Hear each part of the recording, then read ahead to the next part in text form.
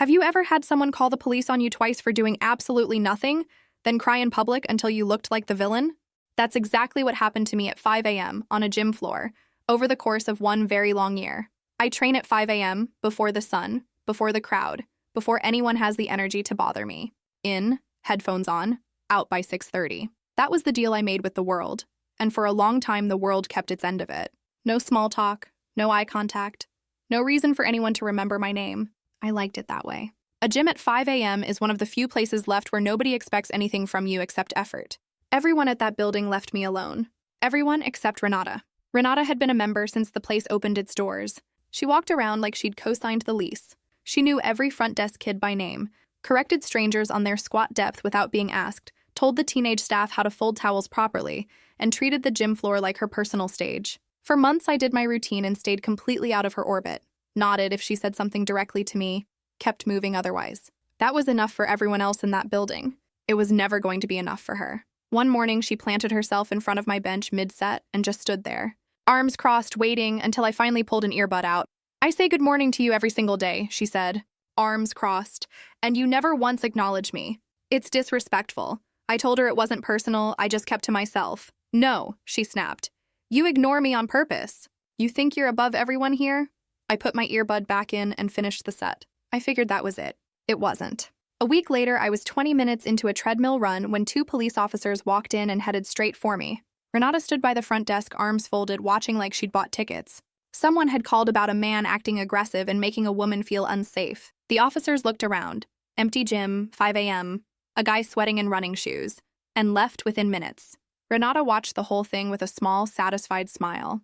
That smile is the part that stuck with me. She'd sent police after a man for jogging, and she smiled. I expected the gym to do something about it. Instead, the manager, a 22-year-old named Tyler who still had his employee badge on a lanyard like a school ID, pulled me aside that afternoon and asked, almost apologetically, if I could maybe just say hi to her from now on. Keep the peace. Make things easier. I asked him directly why I was the one being asked to change my behavior when I was the one who'd had police called on me for running on a treadmill. He didn't really have an answer. He just repeated that she'd been a member a long time, that she gets worked up, and that it would be easier for everyone if I met her halfway. So the woman who sent 2 officers after me for absolutely nothing got a shrug and a pass. I got a polite little lecture about being friendlier to my coworkers, except she wasn't my coworker. She was a stranger with a gym membership and an ego the size of the parking lot. Once Renata heard about that conversation, she got worse. Now she had proof in her own mind that she'd been right all along. She started telling people I was the one the police had to deal with, always pitched loud enough to reach me. "Some people think the rules don't apply to them," she told a friend on the next bike over. "But I handle it." She told a new member she kept this place safe, and management should put her on payroll. Every morning she greeted me in a bright, performative voice. I never answered. I hadn't done anything, and I wasn't about to start performing guilt I didn't have. 3 weeks later, she did it again. I was stretching in the far corner when she called 911 and claimed I'd followed her and threatened her. Same 2 officers showed up, and this time, one of them recognized both of us. He asked what exactly I'd done. He gave me a look, she said. He asked if I'd spoken to her, touched anything of hers, come near her at all. She had to admit no. Then, right there at the front desk, in front of everyone, he told her that filing a false report is itself a crime, and if she did it again, her name would be on the report next time, not mine, she argued. She said he didn't understand, that protecting her was his job. He told her discomfort isn't a crime, a man stretching isn't a threat, and then he walked out. That's when things started moving on their own. It turned out Renata had done this before, twice according to other members, over things as small as a parking spot and a stare. The gym had quietly smoothed it all over to keep her happy. But a false police report isn't something you can smooth over once an officer says the word "charged" out loud on the gym floor. Tyler stopped protecting her almost overnight. Not out of courage, out of fear. He told her one more baseless call and her membership was gone. She threatened to get him fired, to tell everyone, to run the place into the ground. He held the line. So did the owner. For the first time, nobody was on her side, and that broke something in her. I knew backing off wouldn't make her stop. It would just make her more creative. So I changed nothing. Same bench, same time, same headphones. But I started paying attention to who was actually watching, because she'd spent months writing her version of events to a room full of witnesses, and I'd spent that same time saying absolutely nothing. 3 quiet mornings passed. She didn't say a word to me. I let myself believe it was finally over. On the 4th morning, I was racking dumbbells when I felt someone behind me. Renata, eyes red, hands folded, voice shaking. "I want to apologize," she said. I took it too far. I was scared. I stood there holding 40 pounds, caught completely off guard. Part of me wanted it to be real because real meant this could finally end. I nodded, said it's fine, and turned to walk back to my bench. That's when I heard it. A loud, broken sob echoing across a dead silent gym. I turned around. She stood exactly where I'd left her, hand over her mouth, tears streaming, and 3 people were already staring. "I just tried to apologize to him," she said, loud enough for the whole floor, and he walked away from me. I don't know what I did to make him hate me so much. And just like that, I was the villain again. Strangers who knew nothing about the police visits or the lies saw exactly one thing: a crying woman and a man walking away. I caught her eyes for half a second through the tears, and underneath them was something sharp, awake, and completely in control. She'd taken my silence, the one thing I thought was protecting me, and turned it into the most damning evidence against me. I picked up my bag and left early for the first time in over a year. I sat in my car staring at the steering wheel, seriously considering just finding a new gym. I'd done everything right, stayed quiet, kept distance, never raised my voice, and none of it mattered. She didn't need the police anymore. She just needed an audience and a few tears. The next morning, I sat in the lot for 10 minutes before going in. Then something shifted. She wanted me gone. That had been the whole plan from day one. Walking away meant she won. So I walked in instead. And for the first time, I decided silence wasn't going to be my only weapon anymore.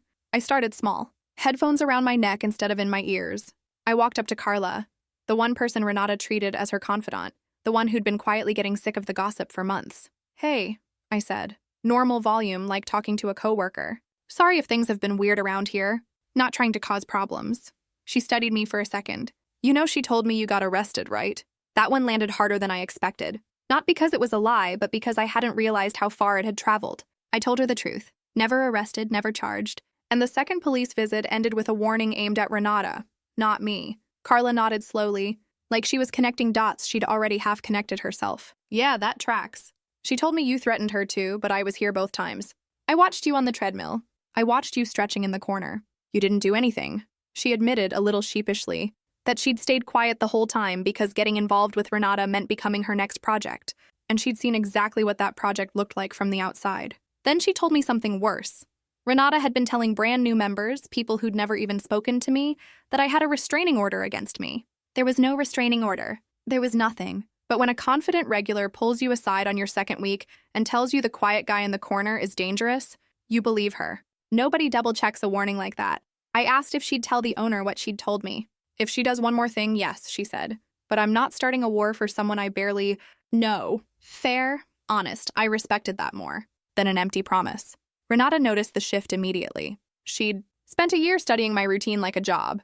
Now she started shadowing me. Every time I finished a conversation with someone, she'd drift over 30 seconds later and strike up her own. I watched her erase 2 minutes of my honesty with 30 seconds of her poison, in plain sight, looking like nothing more than friendly small talk. A few days later, Carla caught me between sets. "She's telling people you're gathering witnesses to sue the gym, that you're the manipulator. And it's working. You were silent for a year, now suddenly you're friendly. People notice patterns." She was right. Every door I opened, Renata was already turning the lock on the other side. Then Marcus found me in the locker room. I barely knew his name. The manager had said it once at the desk months back, and it just stuck. He was a big guy, quiet in the way that made you assume he'd never had a problem in his life, standing there with his gym bag on one shoulder like he'd been rehearsing what he wanted to say. "I heard what she's been saying about you," he said, voice low, almost embarrassed to be bringing it up. "She reported me last year, said I parked too close to her car on purpose. Told management I was stalking her in the lot." He shook his head. "I stopped coming for 3 months. Kept paying for a membership I couldn't even use. Because I couldn't walk through that door without feeling like everyone in there already thought I was some kind of creep." He shifted his bag again, like the memory still weighed something. "If you ever need someone to back you up, I'm here. That woman made my life miserable and nobody did a single thing about it." He hadn't come because I'd convinced him of anything. He came carrying his own scars, his own dates, his own version of the exact same story. She'd done this before more than once, and the people she'd done it to didn't forget. They just went quiet, the same way I had, and waited for someone to finally break the pattern. Then she escalated one final time, and this time she put it in writing. A formal, signed, printed complaint to the owner, Frank, claiming I created a hostile environment and named 3 other women who supposedly felt unsafe around me. Tyler walked me to the office, visibly uncomfortable, saying the words out loud. He asked if I could come at a different time until it got sorted.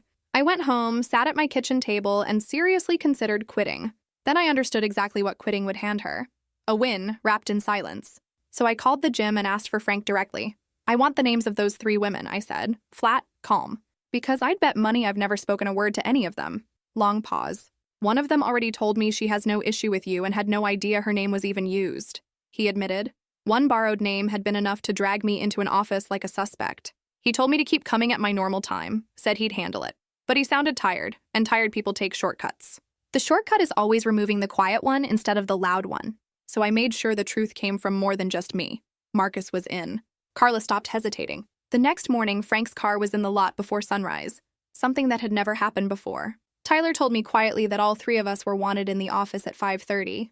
Before Renata even arrived, Frank had paper spread across his desk and a cold, half-finished coffee sitting at his elbow like he'd been up since 4. He looked like a man who'd finally run out of patience for smoothing things over. I laid it all out for him, calm and in order. The 2 police visits, the false complaint filed and signed, the names borrowed without permission. He picked up the written statement and read it back almost line by line. 2 of the 3 women listed had no issue with me whatsoever and had never given Renata permission to attach their names to anything. The 3rd had actually refused to sign what Renata handed her, and her name ended up on the page anyway. He turned to Marcus. She reported you last year. I should have taken that seriously. I'm sorry. Marcus just nodded. 3 months of paid absence folded into that single nod. Then Carla told him everything. The rehearsed tears, the calculated glance at the room before she started crying, the invented restraining order fed to new members, the constant whispering. Her voice hardened near the end. She told me last week that if I kept talking to him, she'd tell people I was sleeping with him. I'm married, Frank. She threatened my reputation to keep me quiet. Nobody spoke for a moment. Frank pressed his palms to his eyes. I'm talking to her this morning. She won't be filing anything else. At 5:45, Renata walked in smiling, greeted the desk in that same bright, practiced voice, and stopped mid-stride when she saw Frank standing there, waiting. Can I see you in the office? Her smile didn't move, but her eyes did. Of course. Is everything okay? He didn't answer. The door shut. The gym went dead quiet. Someone dropped their treadmill pace to a walk. Someone else froze mid-curl. 7 minutes later, the door opened. She came out first, face red for real this time, jaw tight, a crumpled page in her fist. She slammed her membership card onto the counter hard enough that the sound cracked through the whole room. You're all making a huge mistake, she announced, loud enough for everyone. I kept this place running. I kept people safe, and you're choosing him. She pointed, without even turning, straight at the bench I always used. A year of memorizing my spot, put to one final use. Frank stepped out behind her. Your membership is terminated. Collect your things and leave. She turned slowly, giving the whole room a good look at her doing it, and stared straight at me. I was mid-rep, headphones in.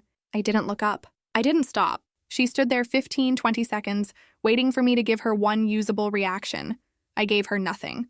Finished the set, racked it. Started the next one. She walked to the locker room, came back 2 minutes later with her bag, and left without another word. The door swung shut behind her, and the pressure in that room dropped like a held breath finally released. Carla caught my eye from the mats and gave a small nod.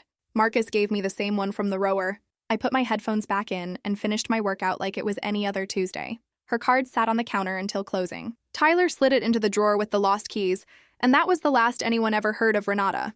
I still go at 5 a.m., same bench, same headphones, same quiet building. But I stopped believing that silence alone was enough to protect anyone. Silence just gives a person like her more room to fill in the blanks however she wants.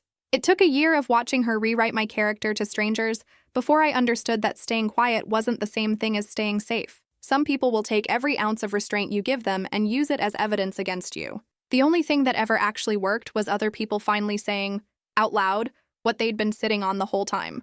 Not confrontation, not revenge, just the truth, spoken by more than one voice in a room where it could finally be heard.